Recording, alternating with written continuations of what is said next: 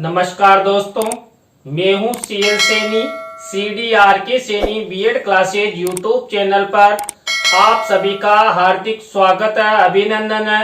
देखिए, हमारे YouTube channel के माध्यम से आप सभी के लिए आपके जो शिक्षण विषय हैं, इन शिक्षण विषयों पर आधारित जो आप पाठ योजनाएं निर्मित करते हैं, उन पाठ योजनाओं के निर्माण से संबंधित पाठ योजना निर्माण कार्यक्रम चलाया जा रहा है।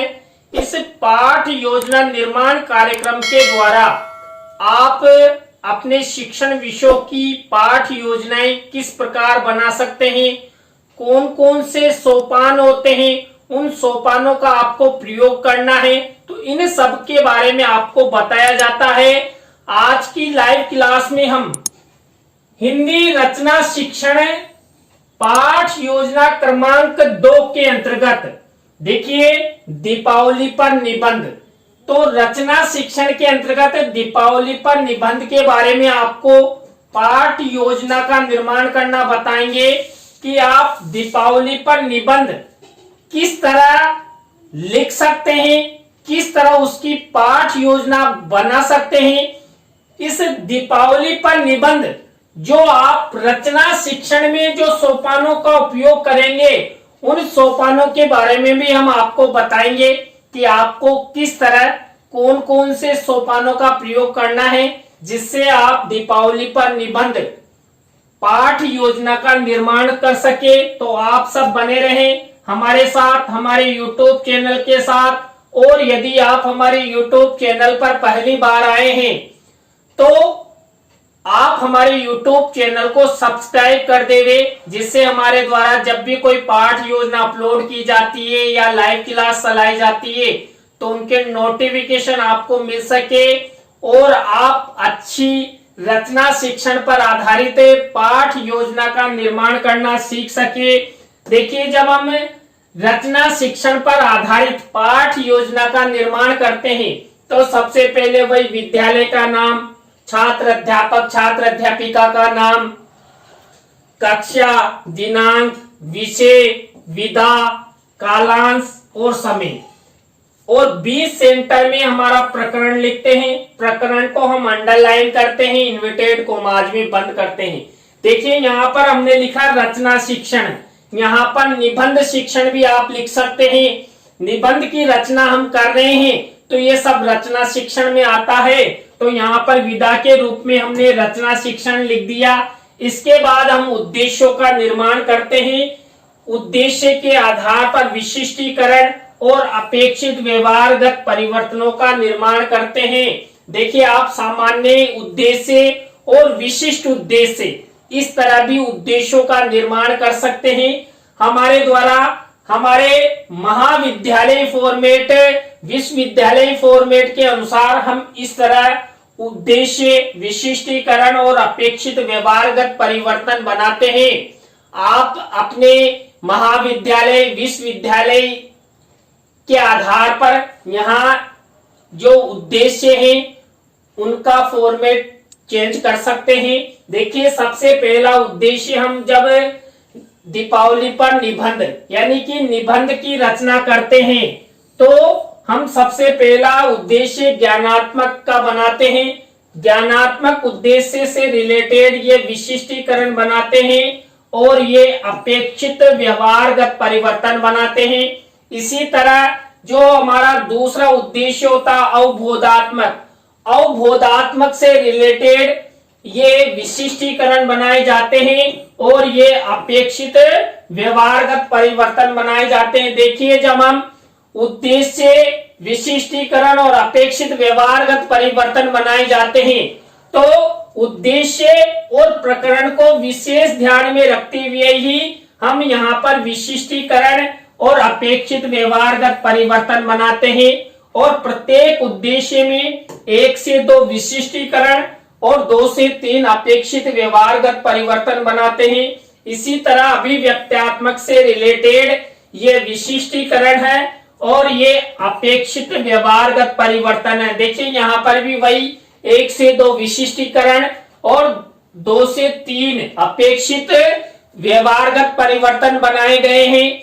इसके बाद कौशलात्मक। देखिए कौशलात्मक से रिलेटेड ये विशिष्टीकरण और ये अपेक्षित व्यवहारगत परिवर्तन बनाया गया है। देखिए जब हम रचना शिक्षण की पाठ योजना का निर्माण करते हैं तो इसमें मेन कौशलात्मक उद्देश्य की महत्वपूर्ण भूमिका होती है, क्योंकि हम यहाँ पर रचना का निर्माण कर रहे हैं तो इसमें कौशलात्मक उद्देश्य महत्वपूर्ण होता है। इसके बाद देखिए पांचवा उद्देश्य होता है अभिरुच्यात्मक। अभिरुच्यात्मक से रिलेटेड ये विशिष्टीकरण और ये अपेक्षित व्यवहारगत परिवर्तन। इसी तरह देखिए अभिवृत्त्यात्मक से रिलेटेड ये विशिष्टीकरण और ये अपेक्षित व्यवहारगत परिवर्तन। तो देखिए जब हम रचना शिक्षण के अंतर्गत निबंध पर पाठ योजना का निर्माण करते हैं तो इस तरह 6 उद्देश्यों का निर्माण करते हैं। 6 उद्देश्यों के आधार पर विशिष्टीकरण और अपेक्षित व्यवहारगत परिवर्तन बनाते हैं। इसके बाद कक्षा शिक्षण सहायक सामग्री। कक्षा शिक्षण सहायक सामग्री देखिए सामान्य और विशिष्ट 2 प्रकार की होती है और मुख्य होती है विशिष्ट शिक्षण सहायक सामग्री। देखिए जो हम यहाँ पर निबंध की पाठ योजना का निर्माण कर रहे हैं, इस निबंध की पाठ योजना में हम चार्ट का प्रयोग करेंगे। इसी तरह पूर्व ज्ञान से रिलेटेड कॉलम बनाया जाता है कि छात्र दीपावली पर निबंध लेखन के बारे में सामान्य जानकारी रखते हैं। तो यहाँ तक की हम प्रक्रिया इस तरह निर्मित करते हैं। इसके बाद जो हमारे निबंध लेखन की पाठ योजना है वो शुरू होती है और प्रस्तावना के प्रश्नों से, प्रस्तावना शिक्षण बिंदु से ये पाठ योजना शुरू होती है। प्रस्तावना के प्रश्नों में मैंने आपको बताया हम उस 3 से 5 प्रस्तावना के प्रश्न बनाते हैं। प्रश्नों में तारतम्यता होती है, जिग जैग होता है और उत्तरों से ही प्रश्न बनाया जाता है। सरल से कठिन शिक्षण सूत्र का प्रयोग किया जाता है और प्रश्न और उत्तर संक्षिप्त होते हैं। देखिए यहाँ पर जो निबंध पर आधारित यानी दीपावली पर निबंध की रचना की गई है, इससे संबंधित जो पाठ योजना के प्रश्न किस तरह बनाए गए हैं। पहला प्रश्न देखिए अयोध्या के राजा कौन थे? राजा दशरथ। अब इसी राजा दशरथ से हमारा दूसरा प्रश्न बनना चाहिए। तो यहाँ पर बना हुआ राजा दशरथ के कितने पुत्र थे? 4 पुत्र थे। अब इसी 4 से हमारा अगला प्रश्न है चारों पुत्रों के नाम बताइए। तो राम, लक्ष्मण, भरत और शत्रुघ्न। अब इन्हीं से हमारा अगला प्रश्न बना है 14 वर्ष के वनवास के बाद राम के घर वापसी के उपलक्ष्य में क्या मनाया जाता है? दीपावली पर्व मनाया जाता है। अब इसी दीपावली पर्व से अगला प्रश्न बना हुआ है। देखिए यहाँ पर दीपावली पर निबंध लेखन के बारे में आप क्या जानते हो? तो देखिए यहाँ पर वही प्रश्नों में तारतम्यता है, जिग जैग है, उत्तरों से प्रश्न बनाए गए हैं। जो सरल से कठिन की ओर शिक्षण सूत्र है उसका प्रयोग किया गया है। तो आपको इसी तरह प्रस्तावना के प्रश्न बनाने हैं। प्रस्तावना के प्रश्नों के बाद हमारी दूसरी स्टेप आती है उद्देश्य कथन। देखिए उद्देश्य कथन में हम क्या करते हैं? बच्चों आज हम सब दीपावली पर निबंध निर्माण के बारे में विस्तार पूर्वक अध्ययन करेंगे कि आप सब निबंध की रचना किस तरह कर सकते हैं उसके बारे में बताएंगे। तो छात्र छात्रा ध्यान पूर्वक सुनेंगे। यहाँ पर चित्र के माध्यम से भी आप निबंध की रचना के बारे में उद्देश्य कथन कर सकते हैं। तो ये हुआ उद्देश्य कथन। उद्देश्य कथन के बाद हमारी थर्ड स्टेप आती है प्रस्तुतिकरण की। देखिए प्रस्तुतिकरण निबंध की रचना जो हमारे द्वारा की जाती है, इसमें निबंध का प्रस्तुतिकरण किया जाता है और निबंध के प्रस्तुतिकरण में हम कई तरह के भाग डिवाइड कर लेते हैं और उन भागों को डिवाइड करते हुए ही हम निबंध की रचना करते हैं।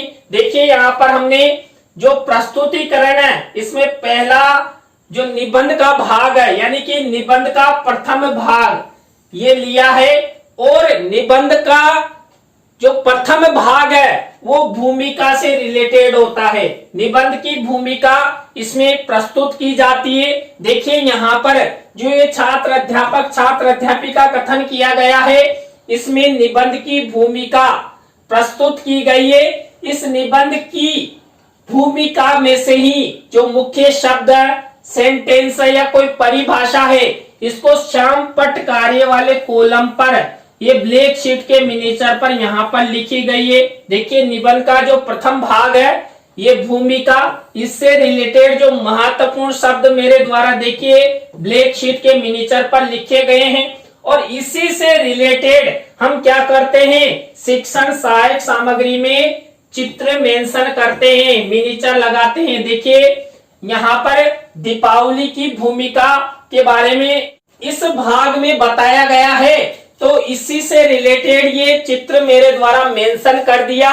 तो ये हुआ। अब इसी में से हम क्या करेंगे, बोध प्रश्न पूछेंगे। देखिए बोध प्रश्न किससे रिलेटेड होंगे, जो निबंध का प्रथम भाग है यानी भूमिका से रिलेटेड बोध प्रश्न हम 3 से 5 बोध प्रश्न पूछ सकते हैं। तो ये बोध प्रश्न और ये बोध उत्तर। देखिए आपको भी बोध प्रश्नों का निर्माण इसी तरह करना है, किससे रिलेटेड, जो निबंध का प्रथम भाग है यानी कि भूमिका से रिलेटेड जो छात्र अध्यापक छात्र अध्यापिका कथन किया गया उसमें से ही ये बोध प्रश्न पूछे जाते हैं। इसके बाद वही प्रस्तुतिकरण में हमारी नेक्स्ट स्टेप आती है यानी कि निबंध का मध्यम भाग या द्वितीय भाग। देखिए यहाँ पर निबंध का मध्यम भाग, निबंध का जो मध्यम भाग है जिसे हम क्या कहते हैं, विषय विस्तार के नाम से जानते हैं। विषय विस्तार यानी कि निबंध का विस्तार यहाँ पर किया जाएगा। हमेशा जब आप निबंध पर आधारित पाठ योजना का निर्माण करें तो पहला शिक्षण बिंदु भूमिका होता है निबंध का, और दूसरा होता है विषय विस्तार। और ये मेन निबंध लेखन का कार्य यहीं से शुरू किया जाता है। इसी में हम पूरी प्रक्रिया अपनाते हैं।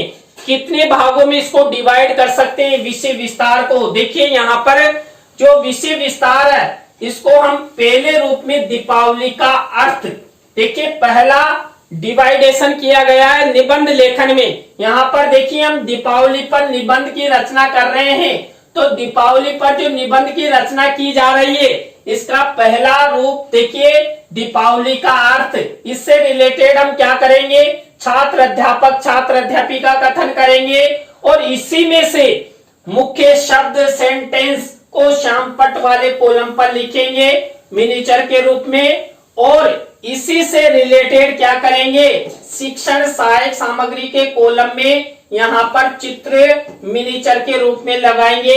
तो दीपावली का अर्थ है, तो देखिए दीपावली का अर्थ यहाँ पर क्या होता है, दीप प्लस आवली यानी दीपों से संबंधित तो चित्र मेंशन कर दिया। तो ये पहला हुआ दीपावली का अर्थ, किसके अंतर्गत, विषय विस्तार के अंतर्गत। देखिए दूसरा बिंदु देखिए निबंध का जो मध्यम भाग है, निबंध के मध्यम भाग यानी विषय विस्तार से रिलेटेड दूसरा बिंदु लिया है दीपावली त्योहार की तैयारी। दीपावली त्योहार की तैयारी से रिलेटेड ये देखिए छात्र अध्यापक छात्र अध्यापिका कथन किया गया है, और इसी में से मुख्य शब्द सेंटेंस को यहाँ पर मिनिएचर में लिखा गया ब्लैक शीट के। अब इसी से रिलेटेड देखिए चित्र मेंशन मिनिएचर के रूप में चस्पा किया गया है, किसमें, शिक्षण सहायक सामग्री के कॉलम में। तो ये हमारा दूसरा भाग हुआ, किसके अंतर्गत, विषय विस्तार के अंतर्गत। तो दीपावली त्योहार की तैयारी ये हमारा दूसरा बिंदु। इसी तरह देखिए थर्ड नंबर का बिंदु देखिए यहाँ पर किससे रिलेटेड, देखिए विषय विस्तार। निबंध का जो विषय विस्तार होता है इसमें हमने थर्ड बिंदु लिया है दीपावली में पटाखों का महत्व। अब इसी से रिलेटेड हम क्या कर रहे हैं, छात्र अध्यापक छात्र अध्यापिका कथन कर रहे हैं। इसी में से देखिए मुख्य शब्द सेंटेंस को वही श्याम पट कार्य वाले कॉलम पर मिनिएचर के रूप में लगाते हैं, और इसी से रिलेटेड ये चित्र मिनिएचर के रूप में लगाते हैं। देखिए इसे जो फटाके चलाते हैं तो देखिए रोशनी हो रही है, तो मिनिएचर के रूप में ये मेरे द्वारा लगाया गया है। आपको भी इसी फॉर्मेट का, इसी प्रक्रिया का सहारा लेते हुए निबंध की पाठ योजना का निर्माण करना है। देखिए यहाँ पर जो दीपावली पर निबंध की रचना की जा रही है, इसमें सबसे पहले मैंने आपको क्या बताया था, भूमिका। भूमिका का जो छात्र अध्यापिका कथन किया, उसमें से बोध प्रश्न पूछे। उसके बाद दूसरी स्टेप हमारी आई विषय विस्तार। किससे रिलेटेड? निबंध के विषय विस्तार से रिलेटेड। और यहाँ पर हम दीपावली पर निबंध के बारे में बता रहे हैं, तो हम यहाँ पर ये बिंदु लेते हैं। तो सबसे पहले दीपावली का इतिहास, इस तरह हम बिंदु लेते हैं। 3rd नंबर का बिंदु हो गया, तो ये इस तरह आपको बनाना है। इसके बाद देखिए विषय विस्तार में, देखिए 4थे नंबर का पॉइंट लिया हमने, दीपावली का इतिहास। देखिए दीपावली का इतिहास से रिलेटेड ये छात्र अध्यापिका कथन किया गया है। और इसी में से ही क्या किया गया है, मुख्य शब्द सेंटेंसों को क्या श्यामपट्ट कार्य वाले कॉलम में मिनिएचर के रूप में लगाया गया है। और देखिए जो दीपावली का इतिहास है, इससे रिलेटेड ही चित्र यहाँ पर मिनिएचर के रूप में लगाया गया है। देखिए ये शिक्षण सहायक सामग्री में आपको चित्र मेंशन करना है। इसी तरह देखिए हमारी नेक्स्ट स्टेप आती है, यहाँ पर 5वां बिंदु देखिए दीपावली का प्रभाव। देखिए दीपावली का प्रभाव, इससे रिलेटेड वही छात्र अध्यापिका कथन किया गया है। और जो मुख्य शब्द सेंटेंस है उसको श्यामपट्ट कार्य वाले कॉलम में मिनिएचर के रूप में लगाया गया है। और वही शिक्षण सहायक सामग्री में चित्र लगाया गया है। तो आपको भी इसी तरह देखिए, जो आप यहाँ पर ये बिंदु लेते हैं किससे रिलेटेड, निबंध के विषय विस्तार से रिलेटेड, तो आपको इसी तरह इसी प्रक्रिया का सहारा लेते हुए ये सब प्रक्रिया अपनानी है। इसके बाद देखिए निबंध के विषय विस्तार में हमारी 6ठे नंबर की प्रक्रिया, देखिए यहाँ पर दीपावली से जुड़ी सामाजिक कुरीतियां। देखिए ये किससे रिलेटेड है, वही विषय विस्तार से रिलेटेड है। वही छात्र अध्यापिका कथन किया गया है। और मुख्य शब्द सेंटेंसों को वही ब्लैक शीट के मिनिएचर पर लिखा गया है। और शिक्षण सहायक सामग्री का यहाँ पर चित्र लगाया गया मिनिएचर के रूप में। देखिए आपको भी दीपावली से जुड़ी सामाजिक कुरीतियां, यानी विषय विस्तार चल रहा अपना निबंध का विषय विस्तार। अब इसे विषय विस्तार में देखिए हम क्या करते हैं, विषय विस्तार में हम 4 से 5 मुख्य बिंदु बनाते हैं किसी भी निबंध का। देखिए यहाँ पर हमने दीपावली पर निबंध के बारे में हमने पॉइंट लिए थे कि दीपावली का अर्थ क्या होता है, दीपावली में पटाखों का महत्व क्या है, दीपावली का इतिहास क्या है, ये सब विषय विस्तार में लेते हैं। अब इसी विषय विस्तार से रिलेटेड देखिए हमने 6 बिंदु लिए थे विषय विस्तार में, तो उससे रिलेटेड ये बोध प्रश्न किए जाते हैं। ये देखिए 5 बोध प्रश्न मेरे द्वारा बनाए गए हैं। किससे रिलेटेड, जो निबंध का मध्यम भाग है यानी कि विषय विस्तार, इससे रिलेटेड ये बोध प्रश्न मेरे द्वारा बनाए गए हैं। आपको भी इसी तरह विषय विस्तार से रिलेटेड बोध प्रश्नों का निर्माण करना है। बोध प्रश्नों के बाद देखिए जो निबंध का अंतिम भाग होता है, 3rd स्टेप होती है निबंध की, इससे रिलेटेड है। और 3rd स्टेप का नाम होता है निबंध में उपसंहार। उपसंहार से रिलेटेड यहाँ पर जो निबंध होता है उसका सारांश कथन किया जाता है। तो ये छात्र अध्यापिका कथन किया गया है। तो उपसंहार आपको इस तरह बनाना है। देखिए आप सब जानते हैं निबंध का निर्माण एक प्रक्रिया के तहत होता है। कुछ बिंदुओं को इसमें समायोजित किया जाता है। निबंध में सबसे पहले हम भूमिका निर्धारित करते हैं, भूमिका के बाद विषय विस्तार किया जाता है, विषय विस्तार के बाद 3rd स्टेप आती है उपसंहार की। तो ये उपसंहार के अंतर्गत इसी से रिलेटेड देखिए वही श्यामपट्ट कार्य वाले कॉलम में हमारे द्वारा ब्लैक शीट पर मिनिएचर का निर्माण किया गया है। और शिक्षण सहायक सामग्री में उपसंहार से रिलेटेड ये मिनीचर लगाया गया है। इसके बाद देखिए हमारी नेक्स्ट स्टेप आती है, वही निबंध के अंतिम भाग से रिलेटेड क्या किया जाएगा, बोध प्रश्न किया जाएगा। वही 3 से 5 बोध प्रश्न आपको बनाने हैं। तो ये देखिए बोध प्रश्न किससे रिलेटेड, जो दीपावली पर निबंध की रचना जो हम करने जा रहे हैं इससे रिलेटेड, यानी कि जो निबंध किया अंतिम भाग उपसंहार से रिलेटेड ये बोध प्रश्न आपको करना है। इसके बाद हमारी नेक्स्ट स्टेप आती है। नेक्स्ट स्टेप के अंतर्गत हम मूल्यांकन प्रश्न बनाते हैं। मूल्यांकन प्रश्नों के बारे में मैंने आपको कई बार बता दिया है कि हम 3 तरह के प्रश्न लेते हैं। 3 तरह के प्रश्नों में वही 2-2 प्रश्न बनाए जाते हैं और 2-2 प्रश्नों में हम क्या करते हैं, वही वस्तुनिष्ठ प्रश्न लेते हैं, खाली स्थानों रिक्त स्थानों से संबंधित लेते हैं और एक पंक्ति वाले उत्तर लेते हैं। तो इस तरह हम मूल्यांकन प्रश्न बनाते हैं। और एक चीज देखिए, आपको मूल्यांकन प्रश्नों में किसी भी प्रश्न का उत्तर नहीं लिखना है। जब कक्ष में इसका प्रस्तुतिकरण किया जाता है तो उस समय आपको ये मूल्यांकन प्रश्न लिखने होते हैं। और जब आपका फाइनल लेसन होता है तो उस समय ये ब्लैक शीट का निर्माण जो यहाँ पर किया गया आपकी दैनिक पाठ योजना में, तो आपको ये लपेट श्याम फलक पर ये मूल्यांकन प्रश्न लिखने होते हैं। एक तरफ आप मूल्यांकन प्रश्न लिखेंगे और एक तरफ क्या करेंगे, गृह कार्य।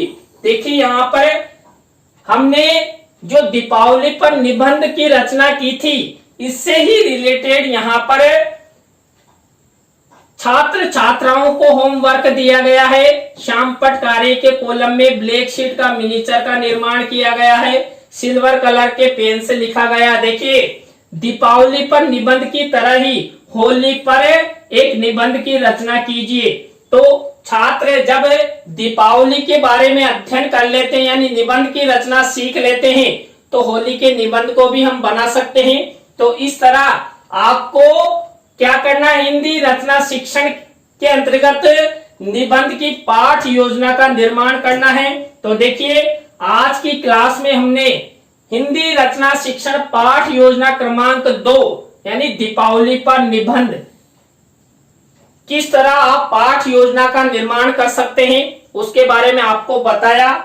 आज की क्लास आपको कैसी लगी, पाठ योजना के बारे में आप जरूर कमेंट्स करें। अच्छी लगी हो तो लाइक करें, कमेंट्स करें और शेयर जरूर करें दोस्तों। और आप सब हमारी लाइव क्लास से अंत तक जुड़े रहे तो आप सबको बहुत बहुत धन्यवाद। और देखिए गर्मी भी बहुत ज्यादा है, तो इसी तरह नई पाठ योजना के साथ हम आपसे फिर मिलेंगे CDRK Saini BEd classes YouTube channel पर। जय हिंद, जय भारत, राम राम।